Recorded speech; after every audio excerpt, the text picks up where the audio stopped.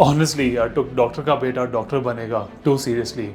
I grew up seeing my dad contributing to the family business as well as hustling to pursue his passion in a totally new field of finance. I always looked up to him.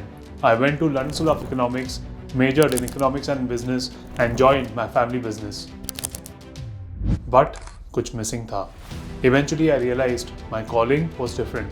I recovered miraculously from a fatal accident in 2006 that changed the way I look at my own health and wellness. Came back and launched my brand 48 Fitness to bridge the service standards and knowledge gap in the fitness industry. Well, कहानी अभी बाकी है मेरे दोस्त. Research चलती रही और गहरी होती गई. मेरे क्लाइंट्स बढ़ते गए और बिजनेस को अवार्ड्स भी मिलते रहे. Then the storm came और आ गया lockdown and everyone started facing problem. Situation was quite difficult. I sat with my team and deliberated current scenario and decided that it was about time that we went digital to create a larger impact.